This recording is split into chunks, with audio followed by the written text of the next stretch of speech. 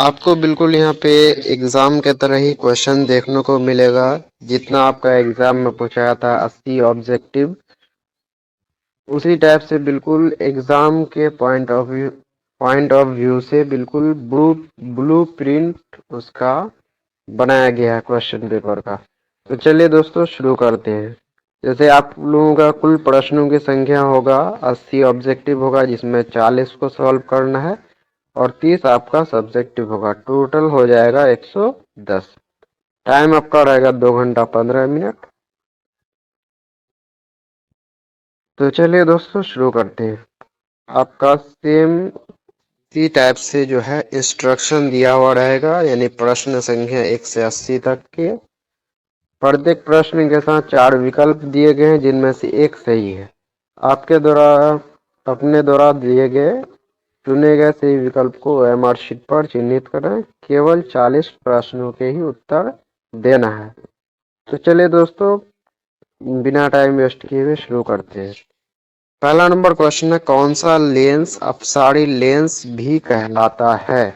तो ध्यान रखेंगे दोस्तों, अपसारी लेंस अवतल लेंस को कहते हैं। औ से अपसारी, औ से अवतल, आप इस तरह से लास्ट टाइम में ध्यान रख सकते हैं। काफी इंपॉर्टेंट क्वेश्चन है। जितना भी क्वेश्चन बताया जाएगा काफी इंपॉर्टेंट क्वेश्चन है यहाँ पे। अगला क्वेश्चन है, किस वर्ण का तरंगदैर्घ्य सबसे अधिक होता है? किस वर्ण का जो है वेवलेंथ सबसे अधिक होता है? तो लाल का। हम लोग जैसा कि जानते हैं सबसे ज्यादा जो है तरंगदैर्घ्य होता है लाल का। आगे विभवांतर मापने वाले यंत्र को कहा जाता है? तो कहा जाता है वोल्ट मीटर। विभवांतर मापने वाले यंत्र को वोल्ट मीटर कहा जाता है।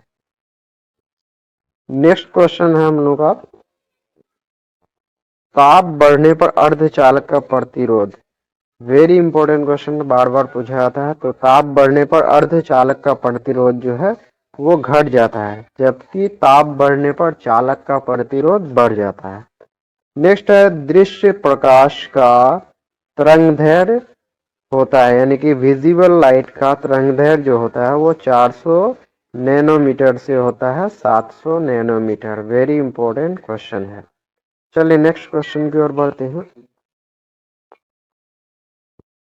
अगला क्वेश्चन है, रोगियों के नाक, कान, गले आदि के जांच के लिए डॉक्टर उपयोग करते हैं। तो कौन सा उपयोग करते हैं? तो अवतल दर्पण का उपयोग करते हैं। Option number A right answer होगा। Option number A right answer होगा। आगे है, पर्यावर्ती धारा की आवृत्ति होती है। पर्यावर्ती धारा की आवृत्ति होती है, तो ध्यान रखेंगे 50 हर्ट्ज होती है। Option number C right answer होगा। यानी प्रत्यावर्ती धारा की आवृत्ति जो होती है वो 50 हर्ट्ज होती है। वेरी इंपॉर्टेंट क्वेश्चन है ये।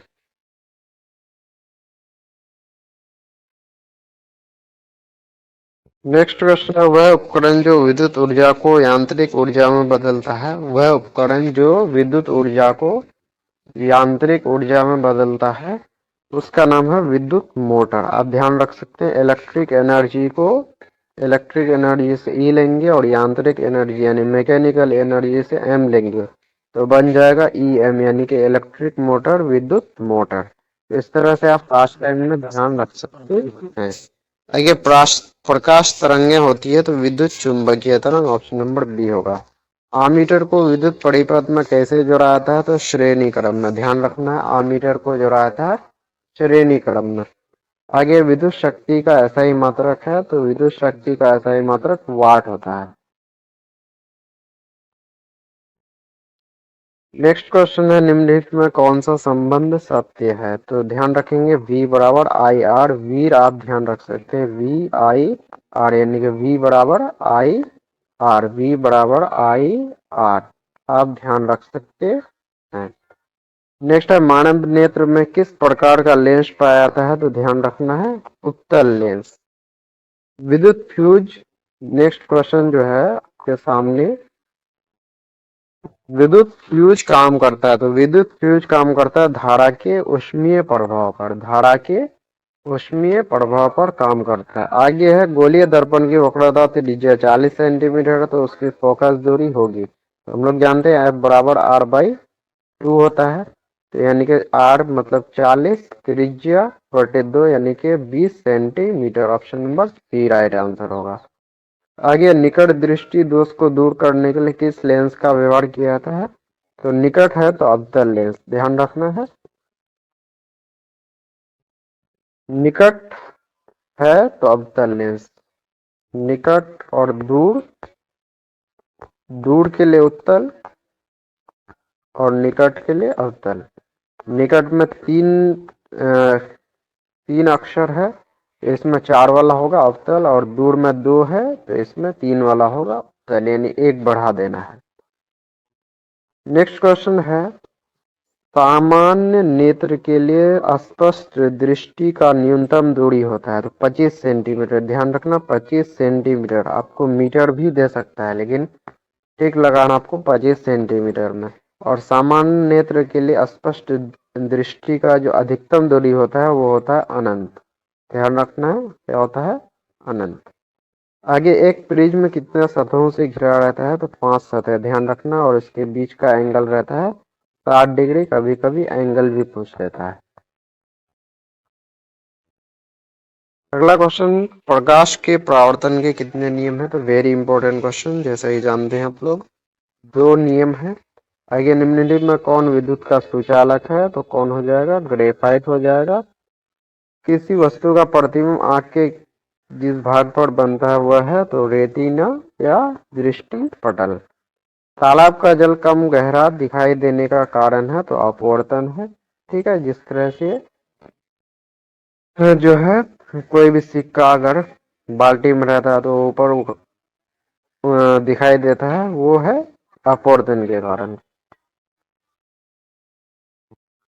आगे विद्युत हीटर की कुंडली किस पदार्थ का प्रयोग किया जाता है? तो नाइक्रोम का। ठीक है, किसका किया था? नाइक्रोम। नाइक्रोम में निकल है, क्रोमियम है, के बाद नाइक्रोम, निकल है, क्रोमियम है, क्या मैग्नीज है, 3 चीज से ये बना हुआ होता है नाइक्रोम। चलिए नेक्स्ट क्वेश्चन की ओर बढ़ते हैं। अगला क्वेश्चन जो है वो यहाँ किलोवाट प्रति घंटा नहीं, यहाँ किलोवाट घंटा है, KWH, किलोवाट घंटा। वेरी इंपॉर्टेंट क्वेश्चन, ये इकाई है ऊर्जा की, ध्यान रखना। किलोवाट घंटा जो है वो ऊर्जा की इकाई है। 1 यूनिट विद्युत ऊर्जा, 1 यूनिट विद्युत ऊर्जा मतलब 1 किलोवाट विद्युत ऊर्जा। तो 1 यूनिट विद्युत ऊर्जा का मान होता है 3.6 गुना 10⁻6 जूल। ध्यान रखना है। निम्नलिखित में से कौन विद्युत का सबसे अच्छा चालक है? तो जैसे कि हम लोग जानते हैं चांदी जो है सबसे अच्छा चालक है। अगला, क्लोरीन के बाहरी कक्षा में इलेक्ट्रॉनों की संख्या कितनी होती है? तो क्लोरीन के बाहरी कक्षा में इलेक्ट्रॉन की संख्या 7 होती है।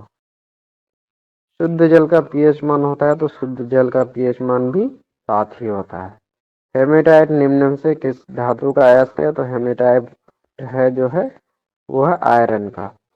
आवर्त सारणी के शून्य समूह का तत्व है, शून्य समूह मतलब 18वां। ठीक है, तो यह है हीलियम। जैसे जानते हैं हीलियम, नियोन, आर्गन,